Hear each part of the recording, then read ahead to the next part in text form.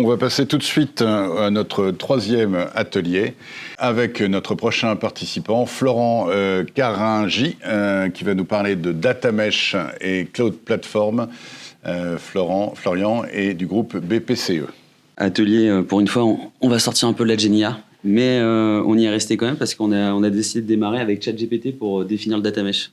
En fait, c'est très marrant, mais dans le groupe, ce qu'on ressent, et dans le contexte, aujourd'hui, ce qu'on ressent, c'est très souvent, on va associer le Data Mesh et surtout la partie plateforme plutôt à toutes ces problématiques d'enjeux autour des nouvelles technologies, le cloud, l'on-prem, l'hybridité à gérer.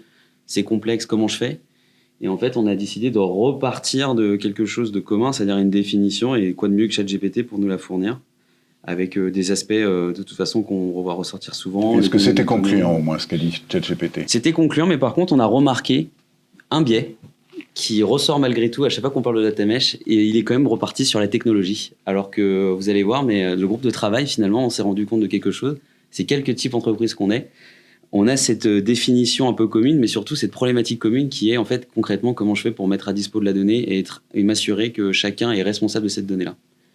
Et donc, l'enjeu, c'est finalement réussir à gérer notre production, parce qu'en fait, tout type d'entreprise, on avait autant des industriels qui devaient gérer la production industrielle, mais en même temps, c'est comment je mets à dispo les données pour mieux gérer en fait mon industrie et comment je peux prendre des décisions par rapport à ça. Et donc, c'est comment je gère ma production et mon évolution. Solution et cas d'usage, finalement, ce qu'on se remarque très souvent, c'est que la solution, elle vient de l'organisation. C'est pas la technologie. C'est un constat qui est ressorti. On a eu affaire à des gens côté aéroport de Paris. On avait Microelectronics, on avait des éditeurs.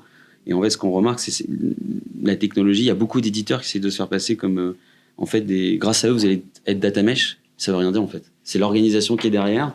C'est les standards que vous définissez en interne, en fait, des standards technologiques. En fait, chacun peut bénéficier des standards qu'il souhaite.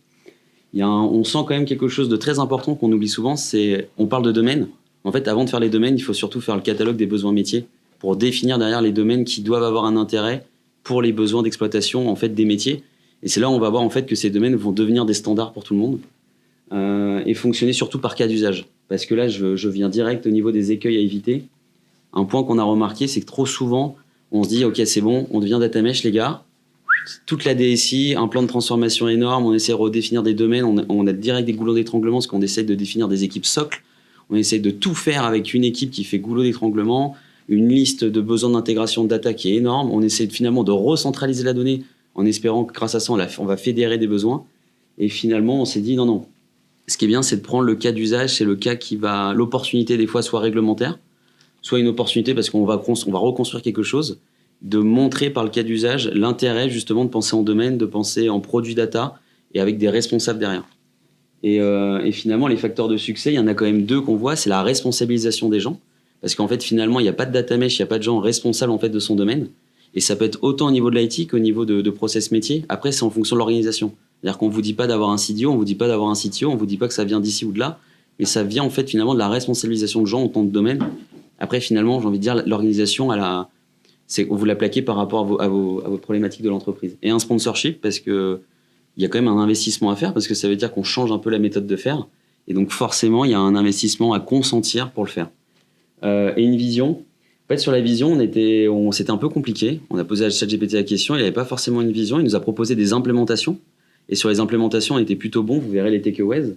Mais c'est sur la question, elle est compliquée. Surtout, ce qu'on voit aujourd'hui, c'est que quelle que soit la taille de l'entreprise, la taille de la DSI ou la typologie de business, tout le monde a cette maturité, c'est-à-dire on sait qu'il faut travailler autour du data mesh, autour du self-service, autour de cette notion de domaine, de comment je mets à dispo la donnée. Après, au niveau c'est la complexité du SI qui fera, et aussi je pense la capacité de la DSI à avancer. Et sur les maturités, ce qu'on voit aujourd'hui surtout, c'est qu'à l'instant, aujourd'hui j'ai envie de dire, on partage un socle commun là-dessus.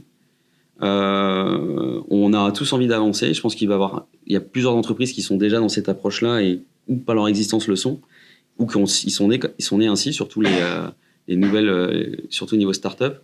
Mais surtout, ce qui va arriver de plus en plus, c'est qu'il y a beaucoup de gens qui vont produire des usages data, des produits data par usage. Et là, dans les 1, 2, 3 ans, je pense qu'on sera tous à ce niveau de maturité déjà d'avoir ça dans la maison. Après, est-ce qu'on arrivera à être complètement full data mesh, complètement fédéré avec du self-service en respectant tous les bons principes du data mesh ?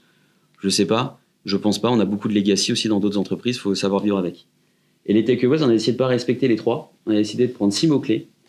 Domaine, parce que quand même le fond du data mesh est quand même pensé par domaine métier. Donc là, revoir les process métiers. L'humain, parce qu'en fait, ça peut paraître très bête, mais derrière, c'est quand même de la responsabilisation. Donc c'est de l'humain. C'est avant tout discuter aussi avec les métiers pour aligner l'IT au métier. Le sponsorship, comme je le disais, comme facteur de succès. L'organisation, c'est une organisation qui fait le data mesh, c'est pas la technologie. La responsabilisation, et un point qui est très important, c'est l'adhésion. Et même en dehors de l'adhésion, c'est former les gens à ça. Et c'est d'acculturer en fait à pourquoi on a mis en place cette organisation data.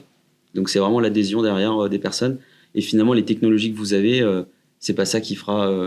Ça pourrait être un accélérateur, mais c'est pas ça qui va faire votre succès en fait. Super, merci pour cet exposé très intéressant.